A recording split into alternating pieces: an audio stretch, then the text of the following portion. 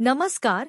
आप सुन रहे हैं न्यूज ब्लैक एंड व्हाइट, आपकी खबर आपकी बात। देश विदेश के मुख्य समाचार।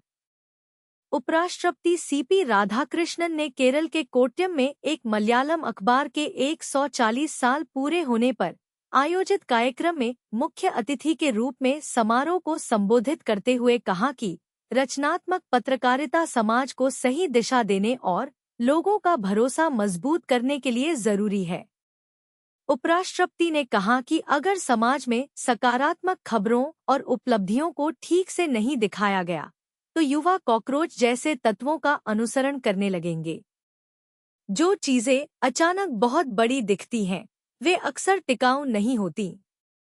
अच्छे विचार और सकारात्मक संदेश समाज के हर हिस्से तक पहुंचने चाहिए और राष्ट्र निर्माण में मदद करनी चाहिए।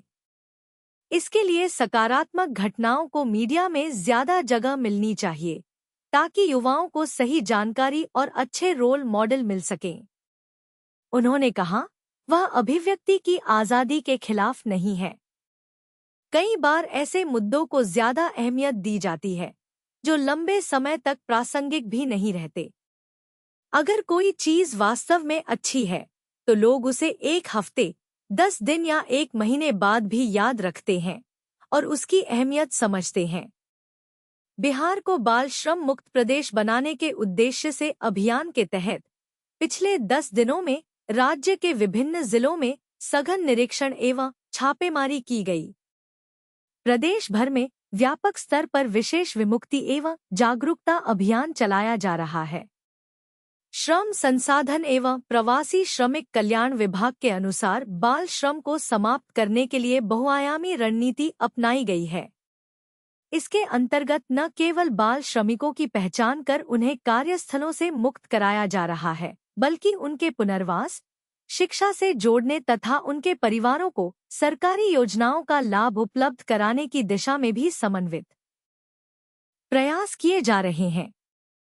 20 मई से 30 मई के बीच प्रदेश के विभिन्न इलाकों में कुल 222 स्थानों पर जांच अभियान चलाया गया, जिसमें 122 बाल श्रमिकों को विमुक्त कराया गया तथा बाल श्रम कराने वाले 60 नियोजकों के विरुद्ध प्राथमिकी दर्ज की गई। श्रम संसाधन एवं प्रवासी श्रमिक कल्याण विभाग के मंत्री अरुण शंकर प्रसाद ने बताया कि बाल श्रम न केवल कानून का उल्लंघन है, बल्कि यह बच्चों के शिक्षा, स्वास्थ्य, सुरक्षा और सम्मानजनक जीवन के अधिकारों का भी हनन करता है। बाल श्रम बच्चों के शारीरिक, मानसिक और सामाजिक विकास को प्रभावित करता है तथा उन्हें शिक्षा और बेहतर भविष्य के अवसरों से वंचित कर देता है। इसलिए बिहार सरकार बाल श्रम उन्मूलन को सर्वोच्च प्राथमिकता देते हुए निरंतर कार्रवाई कर रही है। दिल्ली पुलिस कमिश्नर सतीश गोलछा ने सभी जिलों को स्पीडी इन्वेस्टिगेशन, स्पीडी ट्रायल और स्पीडी जस्टिस पर काम करने के निर्देश दिए। दरअसल दिल्ली के शाहबाद डेयरी के मामले में 1 मई की रात पीड़ित ने पर्स छीनते हुए झपटमार को रंगेहाथ पकड़ा। पुलिस ने तेजी से जांच कर 6 मई को कोर्ट में चार्जशीट दाखिल कर दी। कोर्ट ने रोजाना सुनवाई की और 16 मई को फैसला सुना दिया। महज 2 हफ्ते में आरोपी दोषी करार दिया गया, जो दिल्ली पुलिस के लिए एक नजीर बन गई। और पुलिस कमिश्नर के निर्देश स्पीडी इन्वेस्टिगेशन, स्पीडी ट्रायल पर अमल होने लगा है। पुलिस अफसरों के मुताबिक रंगेहाथ पकड़े गए आरोपियों के अलावा जिन केसों में संभव हो सके उनमें 1 से लेकर 2 हफ्ते के भीतर चार्जशीट दाखिल करने को कहा गया है।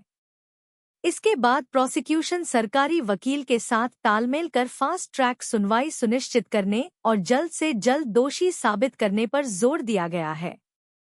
7 साल से कम सजा वाले अधिकतर केसों में आरोपी को जमानत मिल जाती है। ऐसे में जांच अधिकारी के सामने कोर्ट में चार्जशीट दाखिल करने की समय सीमा का बंधन नहीं रहता है। अफसर कहते हैं कि इसके बाद कोर्ट में भी ऐसे केसों की सुनवाई कई साल तक चलती है। इससे शिकायतकर्ता या गवाह के मुकरने या बयानों में विरोधाभास होने से आरोपी को सजा नहीं हो पाती है। हरियाणा में निजी अस्पतालों और सरकार के बीच टकराव बढ़ गया है।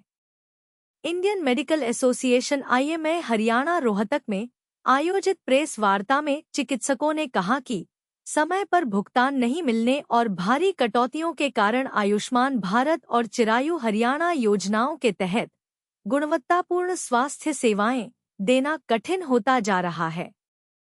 निजी अस्पतालों का दावा है कि पूरे प्रदेश में 400 करोड़ रुपए से अधिक के भुगतान विभिन्न स्तरों पर लंबित हैं, जबकि कई अस्पतालों के क्लेम महीनों से अटके हुए हैं। इंडियन मेडिकल एसोसिएशन (IMA) ने साफ शब्दों में कहा कि हरियाणा के आह्वान पर प्रदेश के करीब 600 निजी अस्पताल 5 जून से हड़ताल पर जाएंगे। भारतीय अंतरिक्ष अनुसंधान संगठन (इसरो) के साथ जल शक्ति मंत्रालय का एक बड़ा समझौता ज्ञापन MOU होने की संभावना है।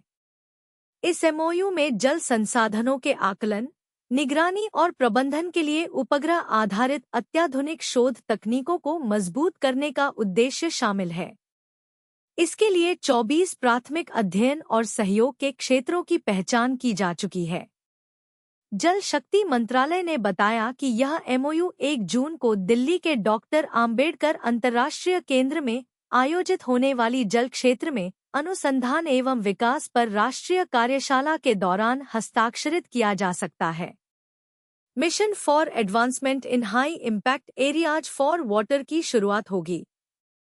यह जल शक्ति मंत्रालय और अनुसंधान नेशनल रिसर्च फाउंडेशन की संयुक्त पहल है। इसका उद्देश्य जल संसाधन प्रबंधन, पेयजल, जलवायु अनुकूलन क्षमता और जल उपयोग दक्षता जैसे प्राथमिक क्षेत्रों में अत्याधुनिक शोध को बढ़ावा देना है। इस पहल के तहत शोध प्रस्तावों के लिए एक खुली आमंत्रण प्रक्रिया की भी घोषणा की जाएगी। मंत्रालय जल क्षेत्र में उत्पाद और प्रोटोटाइप विकास को समर्थन देने के लिए भारत विन पोर्टल के माध्यम से स्टार्टअप्स और MSME के लिए भी खुली आमंत्रण प्रक्रिया शुरू करेगा। न्यूज़ ब्लैक एंड व्हाइट के साथ समय देने के लिए धन्यवाद। जय हिंद।